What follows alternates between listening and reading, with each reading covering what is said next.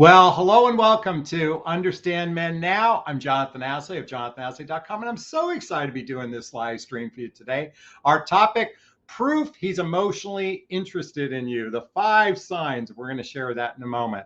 Really quickly, if you're brand new to my YouTube channel, please hit the subscribe button, hit the bell so you can be notified of new videos. And if any time during this video the content resonates with you, please hit that like button so I can be seen in the YouTube algorithms. Really quickly, my coaching is what I call heart-centered radical honesty. It's direct, a little tough love, and a lot of heart. And occasionally I use expletives to enhance a sentence. So if an F-bomb or two isn't your cup of tea, I suggest logging off right now. Lastly, these are my thoughts, my perceptions, my opinions. By no means do I suggest this is the truth. You have to decide the truth for yourself. I'm a contrarian, so I oftentimes go against the grain of the advice you might be hearing out there. So you have to decide if this feels true for you. All right, let's talk about the proof if he's emotionally interested in you, emotionally intimate with you, all that good stuff. All right, ladies, I am quite aware that from a woman's perspective, it can feel very confusing to understand male behavior.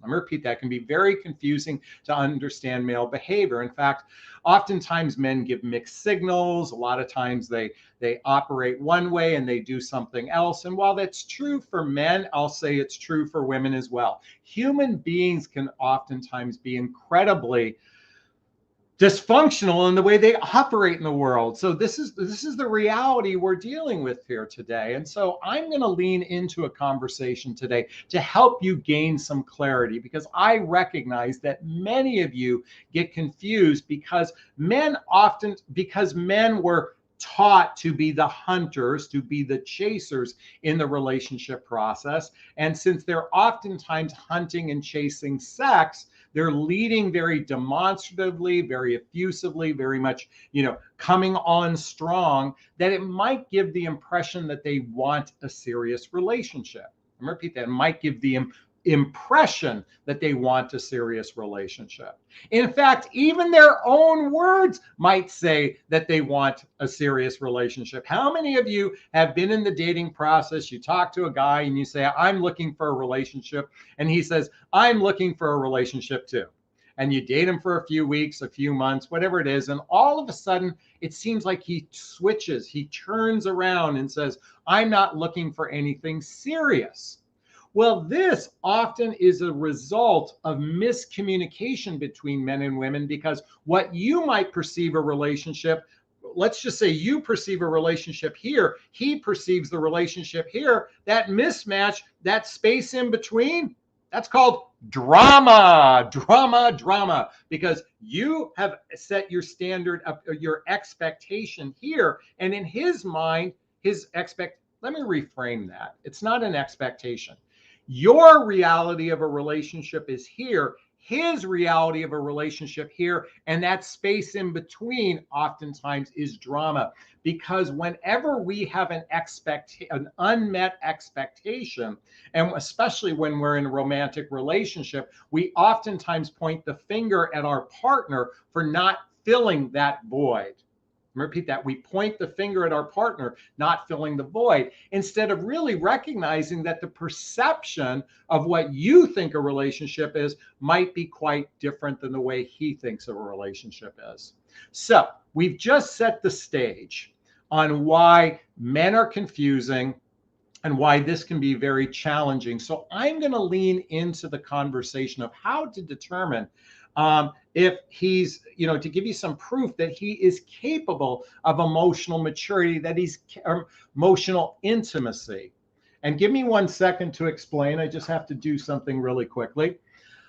Intimacy. What is intimacy? Intimacy means into me you see. For a healthy relationship to thrive, it's very important for two people to be able to be vulnerable, authentic, and transparent with one another. Let me repeat that: vulnerable and authentic and transparent with one another.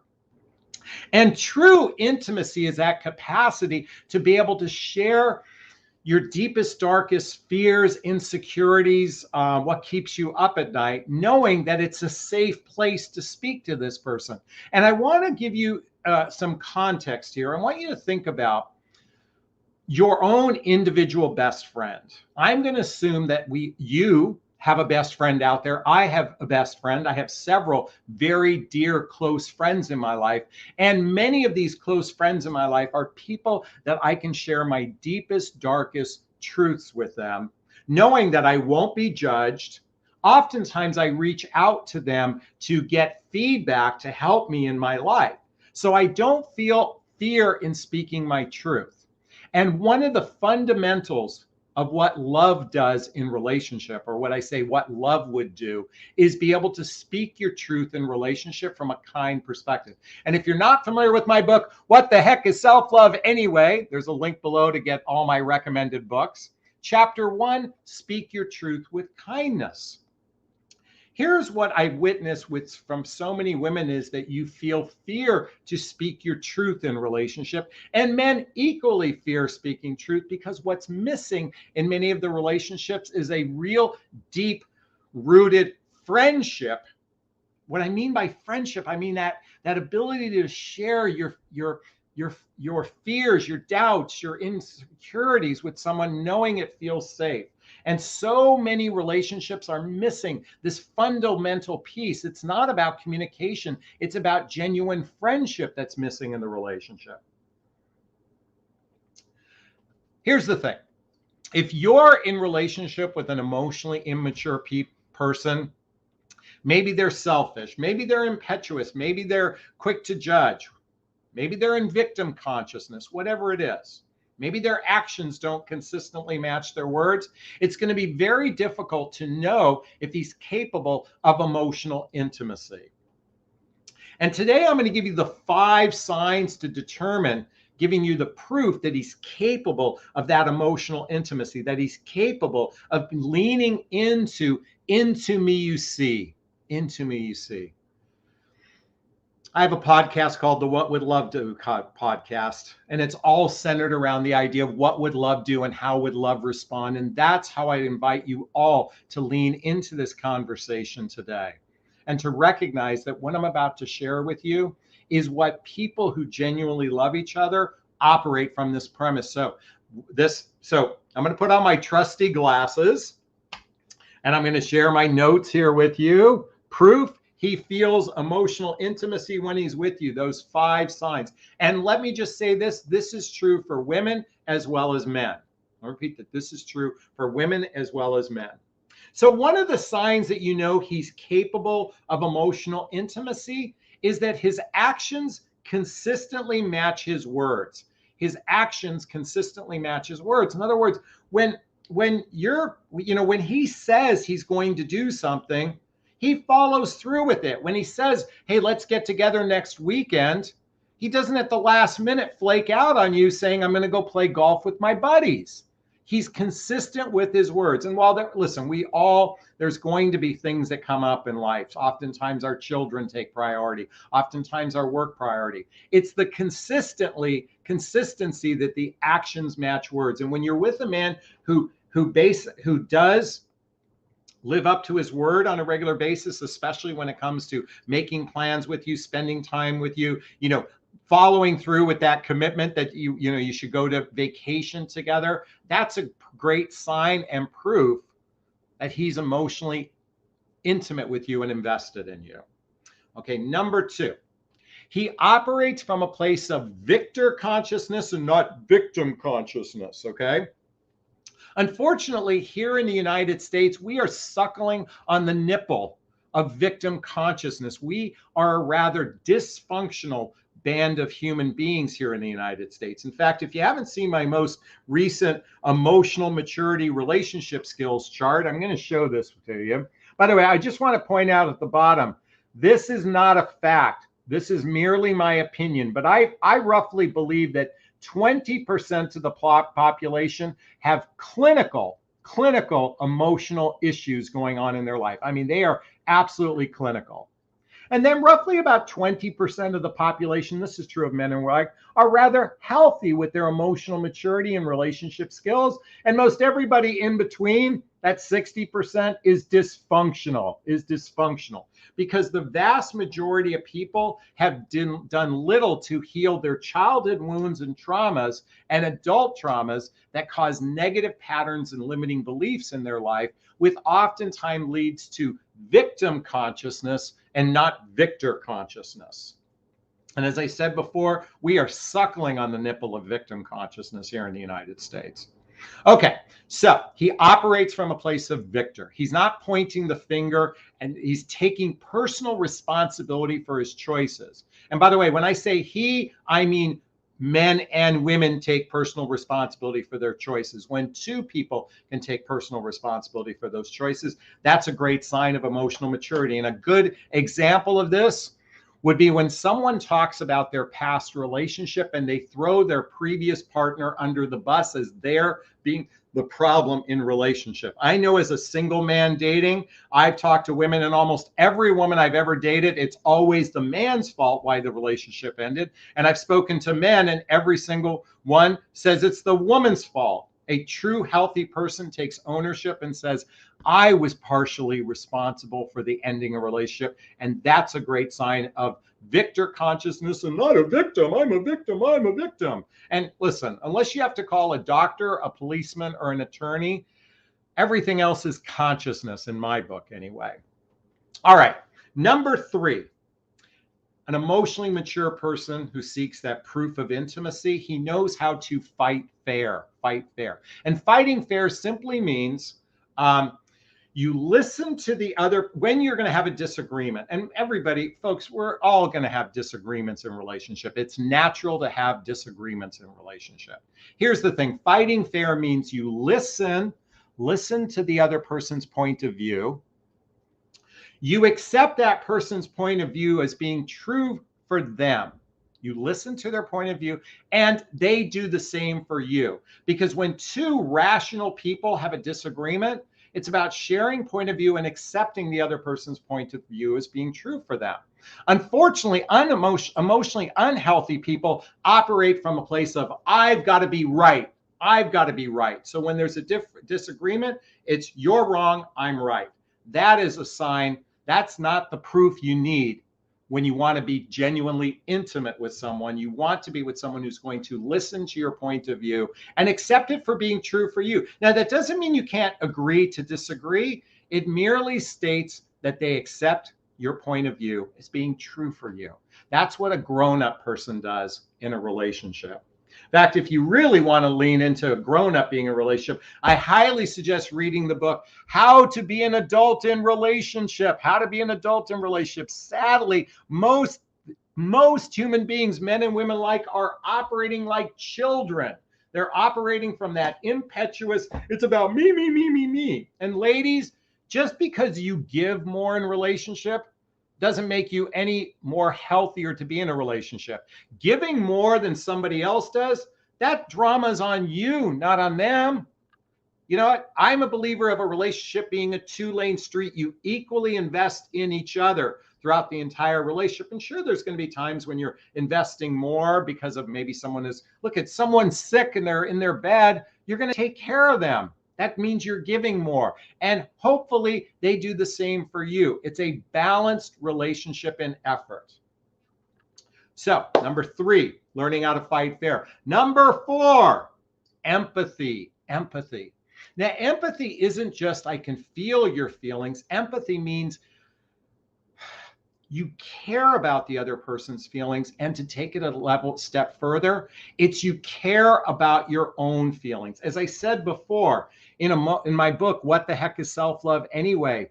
Look at one of the fundamental principles of loving yourself and being in a healthy, happy relationship is to be able to put the oxygen mask on yourself first.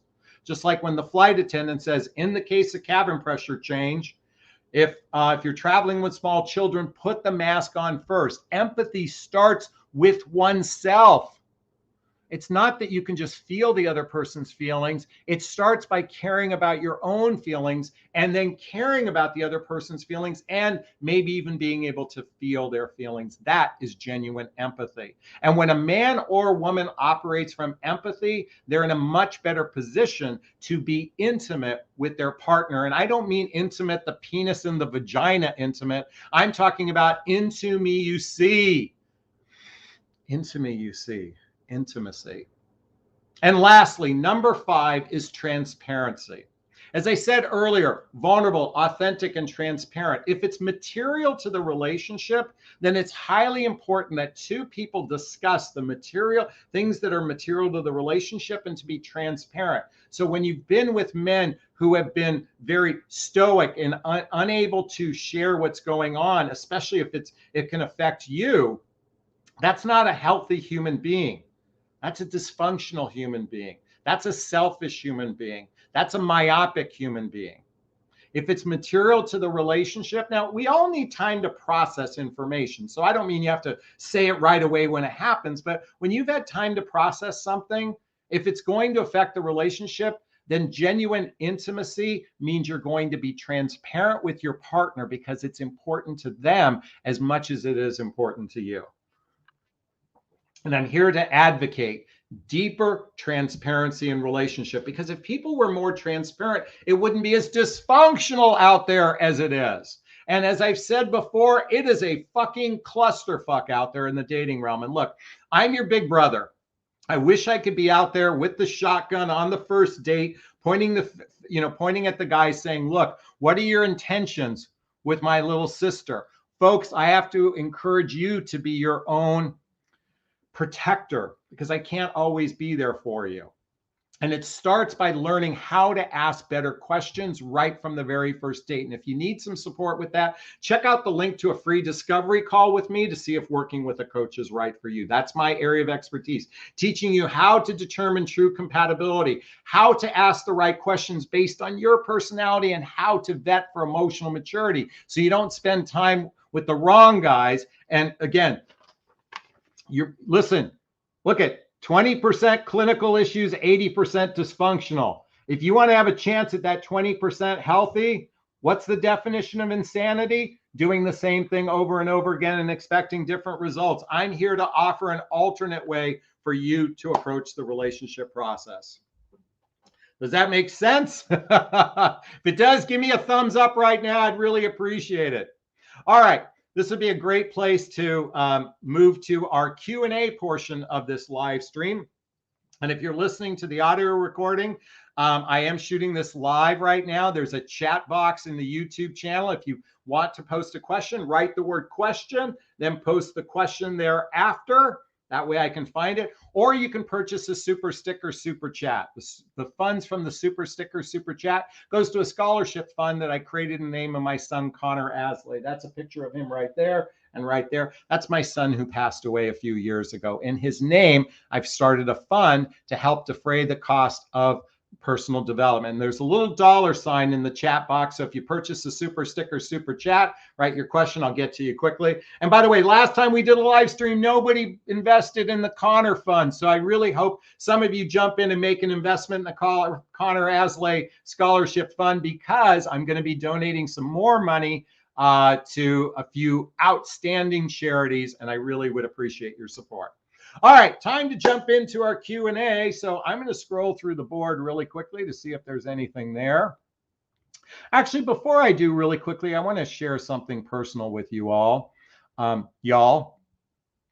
And that is, a couple days ago, I shot a video. I shared it on just the other day, called he says he's not ready for a relationship. He says he's not ready for a relationship. I did this little sign.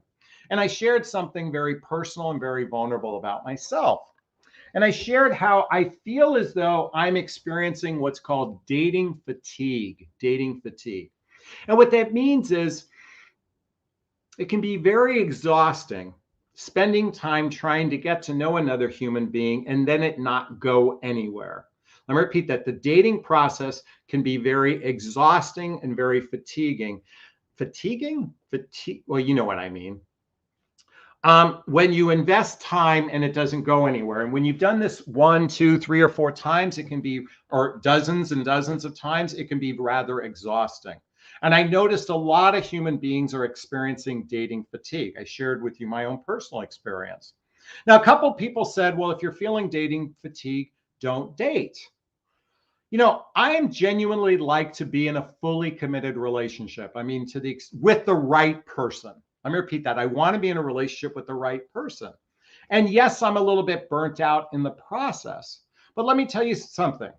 I go to the gym 5 days a week. I can't stand going to the gym. I sometimes begrudgingly go to the gym. And sometimes I start my workouts begrudgingly. And yet, once I get started and once I get a good sweat going, and once I'm into it, I'm happy that I did it. Here's the thing. A lot of people wrote back saying you shouldn't date if you're burned out. I'm just said, I'm not saying I'm burnt out, although there is a heaviness in the world right now. I'm merely here to say that it is very frustrating. It can be very fatiguing. And at the same time, I still want the result of a great partner in my life. So that means I have to make effort. Now, does that mean I'm making effort with every single person? Absolutely not. No, not at all. I make effort with people who I think aligned with my values, whose lifestyle is blendable with mine, and hopefully they have a level of emotional maturity. And ladies, I know how you all think men are emotionally immature. Let me just tell you, women are equally emotionally immature or have weak relationship skills. Just because you want relationship more than men doesn't make you any better qualified at being in a relationship. In fact, many women oftentimes turn into martyrs, and not necessarily because they were great to be in relationship with. And that's just a bias I have from a man here, but I can tell you it's equally dysfunctional on both genders. Okay. And as my coffee mug says, let that shit go. Let that shit go. All right. I just wanted to share that with everybody. All right, time to take questions from the group. If you have a question, post the word question, write the question there after. All right. And by the way, for the record, I've only gone in the last 6 months, I think I've only gone on 3 or 4 first dates. So it's not like I'm doing it every day of the week. A lot of talking, a lot of pre-qualifying via the phone, but a lot of pre-qualifying and a lot of no dates because I've pre-qualified my prospect. And that's what I teach you. And that can be a little exhausting.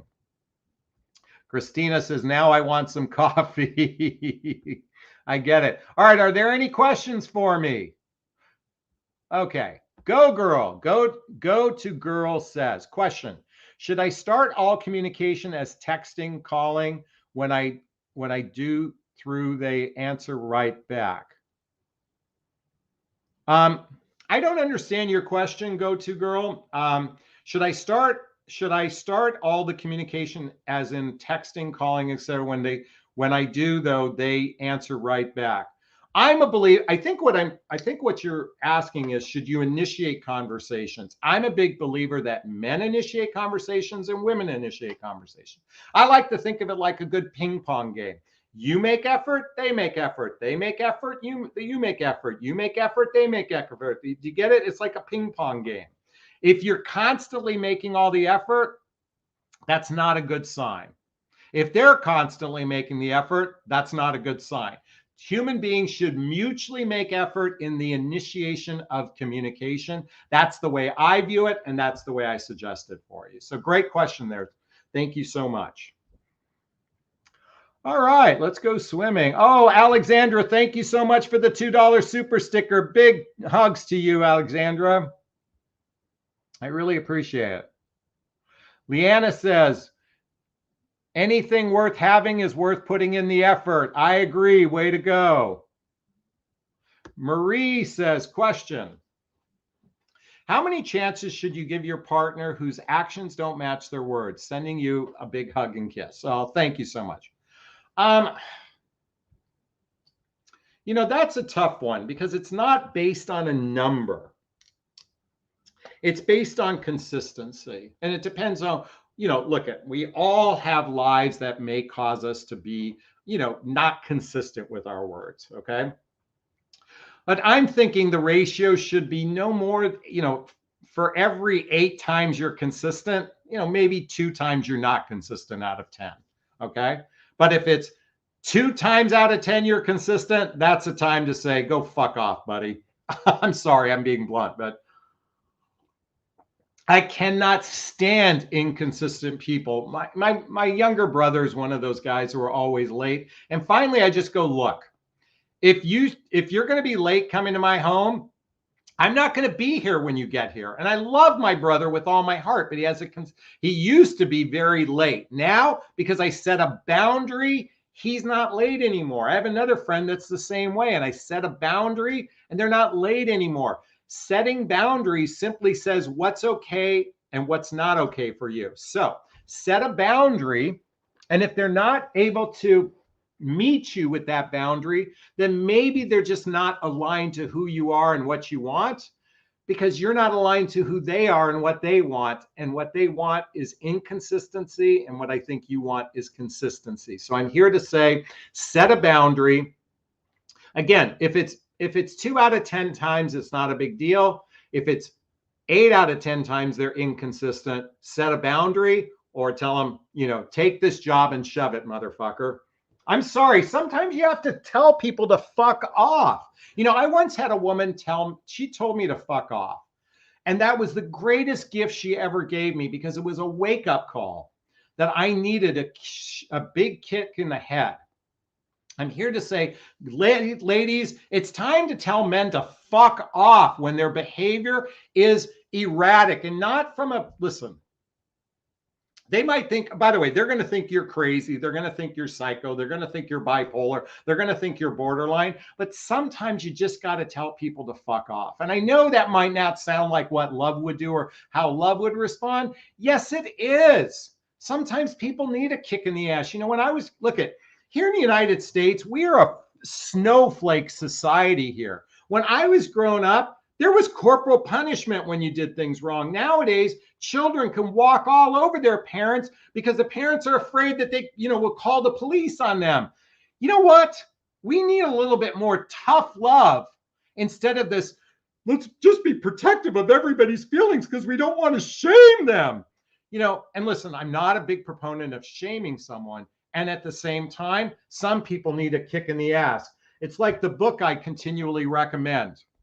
Shut up, stop whining, and get a life. Let me repeat that. Shut up, stop whining, and get a life. Sometimes people need a big fucking kick in the head.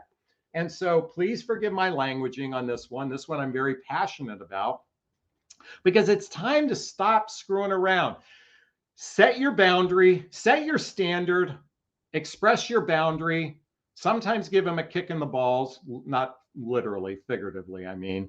And then take your chances on if they're really somebody you want in your life or not. Is that okay with you? I hope that answers your question. Who was that answered that question? Marie. Thank you so much for that question. I really appreciate it. Can I give you a big, gigantic Jonathan Bear hug of appreciation? Thank you so much. All right.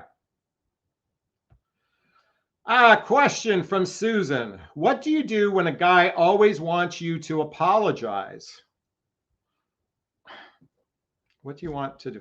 So I don't even understand what kind of man asks a question like that. I really don't. I don't understand why a man would even want you to continually apologize.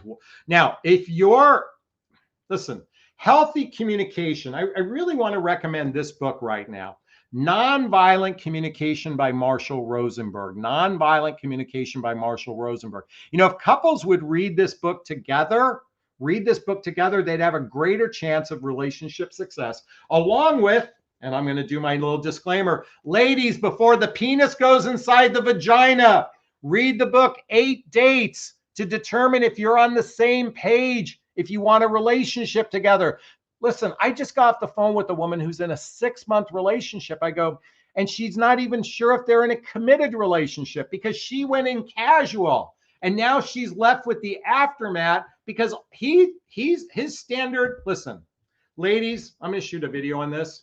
Men will rise to your lowest standard. So let me just say that this is your standard. Men will rise to your lowest standard. If your standards are low, that's as far as they'll go. Let me repeat that. Men will only rise to your lowest standard. So set your standard high. Now, you have to be careful. Setting expectations too high might get you in trouble, but set your standards. What's your standard? Let me share with you my standard.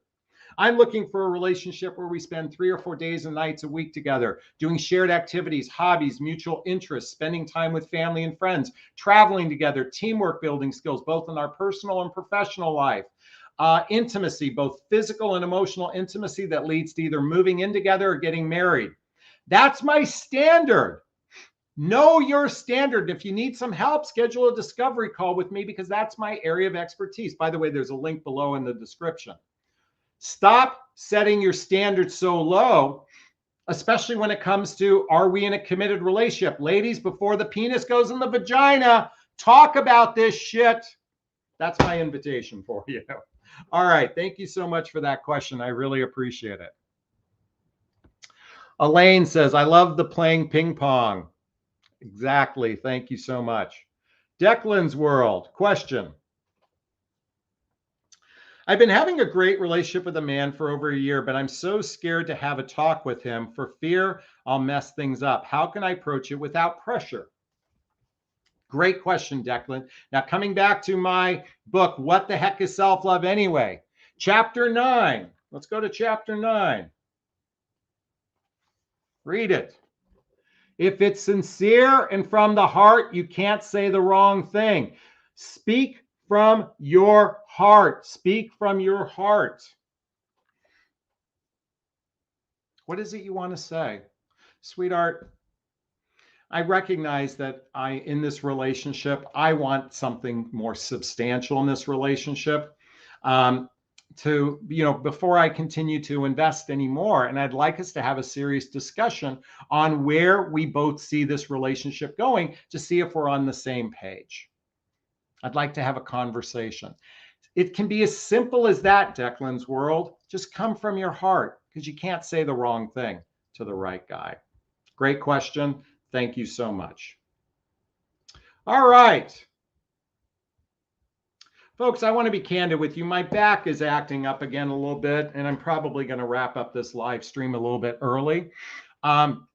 So I'm just going to be on for another minute or two. Just as a reminder, if you want to invest in the Collins or Connor Scholarship Fund, purchase a super sticker, super chat. I'd really appreciate that. I'm going to take a few more questions right now. Jen says, question, what did you learn from the Course in Miracles, and would you consider doing a video on that? What did you learn from the Course in Miracles? Great question. So what I think I learned most was the understanding about the unhealthy ego and how it has to rationalize and try to create meaning out of everything. Let me repeat that. The unhealthy ego rationalizes and tries to create meaning out of everything. Okay, I'm going to stand up here for today. And now here's the thing, folks. Sometimes we don't feel something like, well, let me use a dating example. Okay. I was communicating with a woman, and for whatever reason, I didn't want to go on a second date with her. I didn't have a reason behind it. I just didn't feel like doing it. The ego will have to sometimes come up with a reason. So some of the reasons are she lives too far away. Some of the reasons are she was too tall. Some of the reasons she's too short. Some of the reasons is she had this going on in her face or something. I don't know. I'm making up shit right now. The unhealthy ego has to create meaning in your life. You don't need to have meaning for everything. Sometimes it's simply, I just don't feel it. And that's one of the fundamental things I learned from the Course in Miracles. Chapter 1 of Course in Miracles, everything has no meaning. The ego creates meaning out of things. So it helps rationalize our choices. Let me repeat that. Rationalize our choices. And that's one of the fundamental things I learned from the Course in Miracles. I did it every day for 3 solid years in a study group. And I recommend doing it with a study group. But I'm not going to shoot a video on it because that's way too complicated to even remotely touch on it. Marianne, listen, read the book. If you want to get A Course in Miracles in a condensed version, read the book Return to Love by Marianne Williamson. Return to Love by Marianne Williamson. This is the Course in Miracles condensed. I have the CD version, but I suggest getting the book. All right, great question there, Jen. Thank you so much. All right. Kaz says, how important do you think is sexual chemistry in a relationship? Okay, so let's go to Jonathan's relationship iceberg. Okay, above the waterline, attraction. You can see the word chemistry. Below the waterline, compatibility, shared values, blendable lifestyle, and emotional maturity. Should it be blendable lifestyles or lifestyle? Okay, it should be life. You know what? We got to add an S there. We got to add the S there. It's actually lifestyles. So blendable lifestyles and emotional maturity. Can you see how much bigger it is? Chemistry is important, but you're not going to be fucking every day of the week. But you better make sure you have the same values. Lifestyles are blendable, and especially that emotional maturity, because that's what fucks up a relationship more often than not. It's not the sexual chemistry. And at the same time, what a bonus it is to be able to fuck and really have great sex with someone. I know you all want to say making love, and believe me, I say making love too. I don't say fuck to a woman, but the bottom line is we're fucking. So I say it the way I call it, okay? And yes, it's very important to have good sexual chemistry with one another, at least I believe. While I still can get a hard-on in my life, and there's still blue pills out there, I'm going to want that sexual chemistry along with everything else. All right, this is going to be the last question of the day. Christine, would you list all the books and authors? Not all the links show up in the link. Thank you. I appreciate the information. I will update the Jonathan Recommends shortly, and then Jonathan Recommends books is in the description below. I'll update that shortly to add many of the new books that I talk about. All right, everybody, you know what? I'm going to wrap up today. I didn't want to do a very long live stream today. I just want to say to you, I hope you found value in the proof he feels emotional intimacy with you when he's with you. These 5 signs, just as a reminder, his actions consistently match his words. He has victor, not victim consciousness.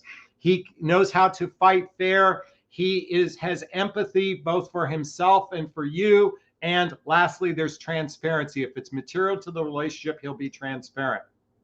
Folks, I want to thank you so much. If you enjoyed this live stream, hit that like button really quickly. If you found value in this, please share it with your friends. If you'd like to schedule a discovery call, schedule it here.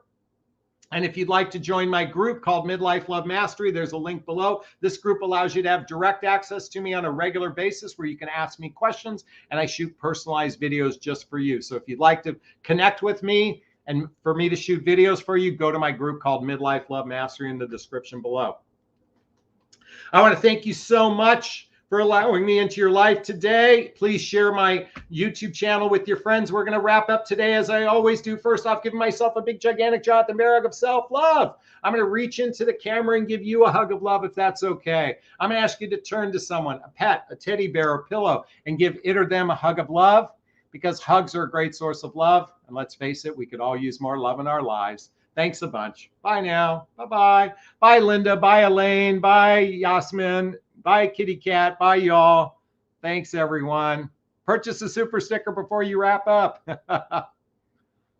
Thank you.